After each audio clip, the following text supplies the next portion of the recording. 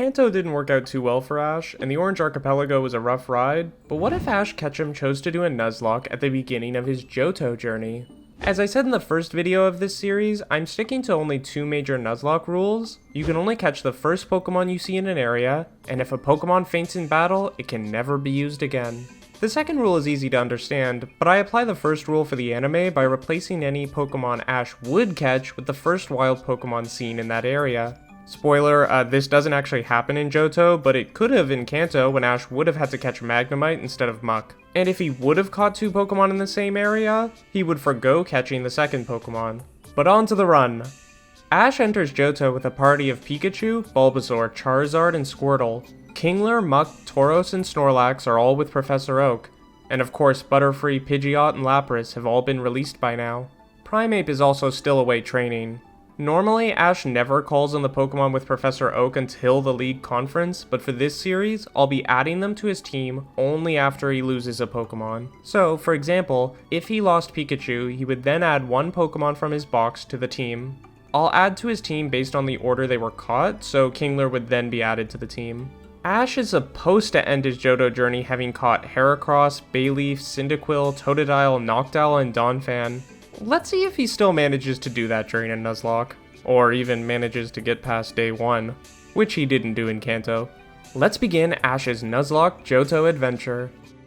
Episode 1 of Ash's Johto journey is Don't Touch That Dial. The winds of a new beginning blow. Ash is ready to succeed on his Nuzlocke adventure, and this episode shows that he might actually do it this time. Pikachu, Bulbasaur, Charizard, and Squirtle utilize a combination attack that really shows off how much more firepower Ash has to work with compared to Kanto.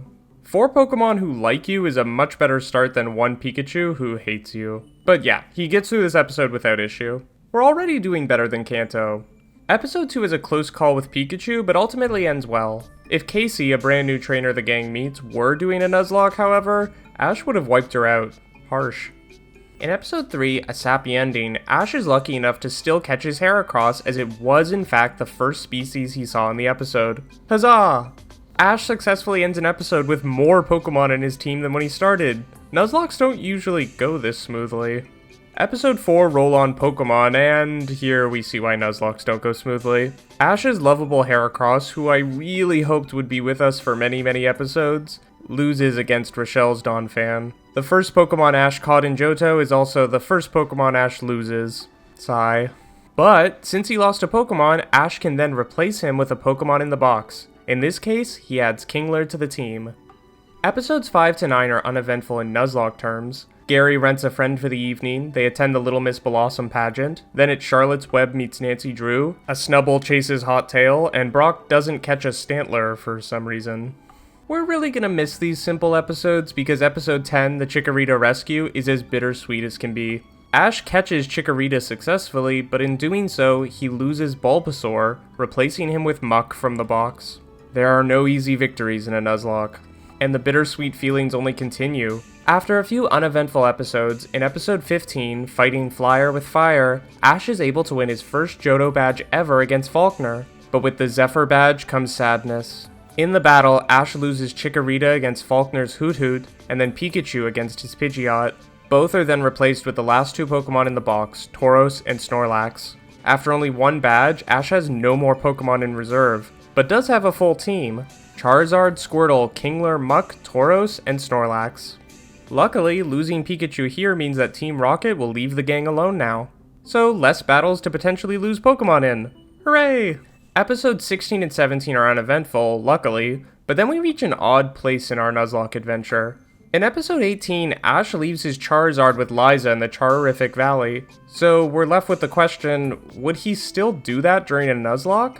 I don't think there's an obvious correct answer here, but I feel I'm left with only one option: to follow the anime. So even though it might doom his journey, Ash leaves Charizard with Liza to train.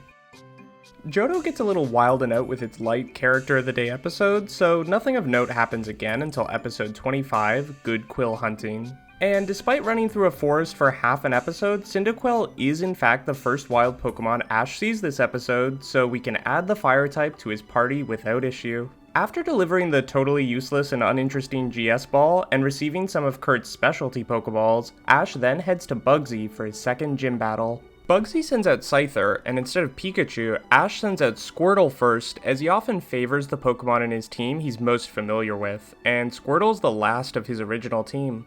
After dodging Water Gun with Double Team, Scyther is unfortunately able to defeat Squirtle as quickly as it did to Pikachu in the original timeline. Luckily, Cyndaquil comes out next and narrowly wins just as it did in the non-Nuzlocke anime. Another Pyrrhic victory, with Ash earning another badge, but losing yet another Pokemon. Which is a real shame, because in episode 31, the Squirtle squad is really gonna miss him. I wonder how many fires they were unable to put out because Squirtle wasn't there. How many homes destroyed? How many lives ruined? This is the dark side of Nuzlocke no one talks about. Presuming Ash is able to survive a few more random episodes, once we get to episode 35, the Totodile Duel, we can finally add another Pokemon to the team. Or does he? Normally this episode Ash gets Totodile, but wait a minute. Oh no. Normally Ash gets Totodile after he wins a battle against Misty, who also has a claim to Totodile. Misty sends out Staryu, and Ash normally sends out Chikorita, but seeing as Chikorita's gone and was replaced with Tauros, Ash sends out the Bull Pokemon. And while Staryu is a speedy fighter, I think Tauros would still be able to win. Oh, okay. I was scared there for a second. After narrowly avoiding losing a Pokemon to his friend, Ash is able to add Totodile to the team. Wow, a full team again! Side note, I also mapped out how Ash's journey would go if he didn't add Pokemon from Professor Oaks to his team. If Ash hadn't added Kingler, Muk, Tauros, and Snorlax to his team, this is where his Nuzlocke would have ended. He would have only had Cyndaquil left, and Misty Staryu would have knocked the fire type out easily. Youch. But don't get too attached to the full team just yet. In the next episode, Hot Matches, Ash normally battles Mickey's Skarmory with Cyndaquil. In the original timeline, Cyndaquil is about to be defeated, but Team Rocket interferes and stops the match. But since Team Rocket's no longer chasing Ash after losing Pikachu, they aren't there to save him from defeat, which means Ash loses the adorable little Cyndaquil to a random trainer battle. Tough break, but that's how Nuzlocke go sometimes.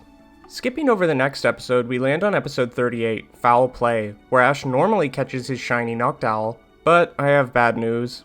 Unfortunately, the first Pokemon Ash sees this episode is a normal Noctowl, not his iconic shiny one. So yes, Ash adds a Noctowl to his team, but he misses out on the chance to catch a shiny.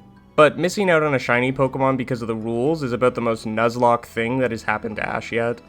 The next episode that matters is a Goldenrod opportunity where Ash faces off against Whitney in his third gym battle. Normally, Ash loses this battle after Miltank defeats Cyndaquil, Totodile, and Pikachu, but let's see how it goes with his current team.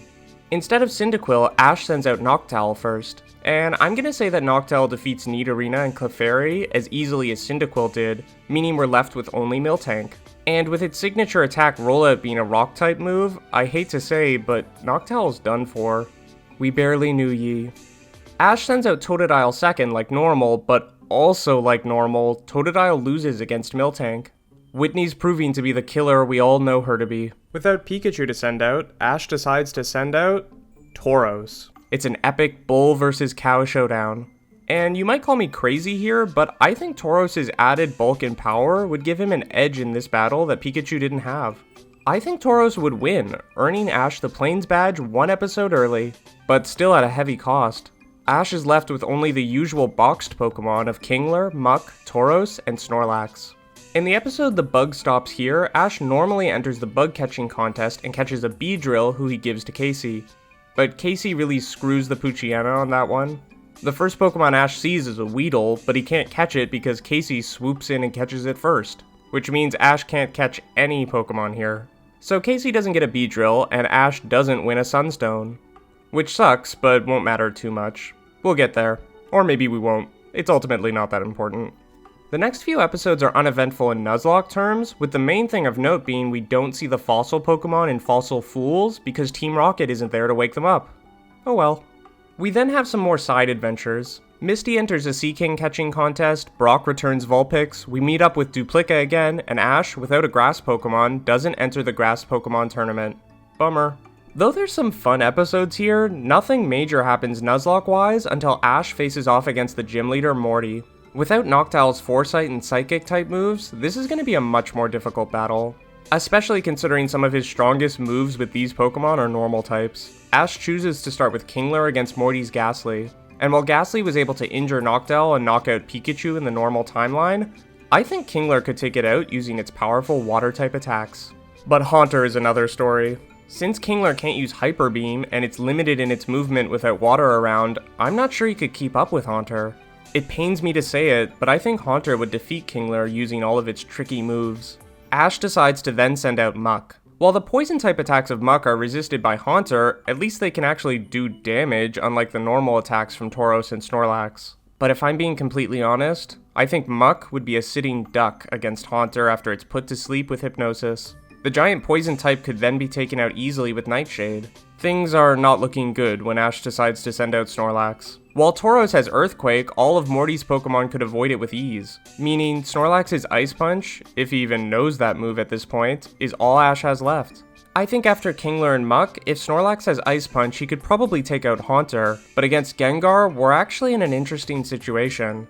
As much as Ash had trouble damaging the Ghost types, now Morty can't damage Snorlax. Morty's Gengar only knows Ghost-type moves in the anime. He can use Confuse Ray, sure, but I think in a match where it's Gengar's Confuse Ray versus Snorlax's Ice Punch, I'd give it to Ice Punch. Snorlax damages Gengar over and over with Ice Punch until he faints. Wow, okay, I was not expecting that, but I actually think Ash could earn his 4th badge. But he's down to only 2 Pokemon. How much further can Ash go? There's a crazy amount of filler Character of the Day episodes after this, and you'd be shocked how little conflict there is in them without Team Rocket chasing Ash. They visit the Kimono Girls, Ash's badges are stolen by Murkrow, but they're retrieved thanks to Golbat's Supersonic and Snorlax's Ice Punch. They visit Remoraid Mountain, they get food stolen from a Teddiursa, a wild Sunkern can't evolve into Sunflora because Ash never won the Sunstone in the bug catching contest. Todd Snap joins the gang, they can't defrost Jigglypuff without Cyndaquil, but they can just chip away the ice slowly or something. Todd Snap leaves the gang, Ash still wins the sumo competition with Snorlax and gets a King's Rock, Jessie doesn't become queen of all Pokemon, they travel to the city of Whitestone, blah blah blah blah blah blah blah. They finally get to Olivine City for a gym battle, only for Jasmine to tell them she won't battle them and they have to travel to Cianwood to get medicine and to have the actual next gym battle against Chuck. Luckily that's the next episode as opposed to after 20 fluffy Character of the Day episodes. It's a 2-on-2 battle, which is very lucky since Ash only has 2 Pokemon left. Unluckily for Ash, his 2 Pokemon are both normal types, and Chuck is a fighting type gym leader. Chuck sends out Poliwrath first, and Ash chooses to send out Tauros. Just like Pikachu would've, Tauros' speed seems to give him an edge, but Poliwrath focuses his energy and defeats Tauros with a double slap, just as it did to Pikachu in the original timeline. Snorlax is Ash's literal last chance, and you'd think there would be no chance, but we actually have a good reference point for how Snorlax would battle a fighting type specialist. In the Battle Frontier, Ash used Snorlax to defeat Greta thanks to a combination of Protect, Ice Punch, Rest, Hyper Beam, and Body Slam. Also, using some of his experience from the sumo competition, Snorlax is able to defeat Poliwrath with relative ease. Chuck sends out Machoke next, and just like against Greta's Medicham, it seems like Snorlax is going to be overwhelmed by the fighting type super effective moves. But thanks to recovery from Rest and powerful Hyper Beams, I think Snorlax would be able to win against Chuck. This leaves Ash with his 5th badge, but only 1 Pokemon left. After this, we have the Whirl Islands arc where Misty catches a Corsola, and where unfortunately Ash is unable to enter the World Cup as he no longer has any water types. Misty is still able to enter, but whether Ash is there or not, she still loses against Trinity in the 3rd round. The gang then meets up with Richie again, and don't have to save Lugia because they aren't captured by Team Rocket. After the Whirl Islands, Ash returns to Olivine to face Jasmine and her Steel types with only his Snorlax available to him. Jasmine begins with sending out Magnemite, and while I think Snorlax could take out the little Steel type quite easily, he likely wouldn't have been able to dodge Thunder Wave like Pikachu did. That means he enters the battle against Steelix paralyzed. Things aren't looking good, and I think Ash's luck would finally run out here. While Snorlax is one of Ash's strongest Pokemon, especially at this point in time, I don't think a paralyzed injured Snorlax would stand a chance against Jasmine Steelix. If he had a fighting type move or maybe Fire Punch, things could be different, but I just don't think Snorlax could overwhelm Steelix's defense. After 107 episodes, Ash's Nuzlocke challenge through Johto comes to an end. But that's still a really impressive run. 5 badges and surviving that many filler Character of the Day episodes is pretty unlikely considering how many Pokemon he lost early on. There's a chance things could have been different had he not let Charizard leave the team, but that's Ash for you. He doesn't always make choices from a purely strategic place, but always takes into consideration the feelings of his Pokemon. which is great for life, but not great for Nuzlocks. It was a fantastic effort though. Perhaps things will go better in Hoenn.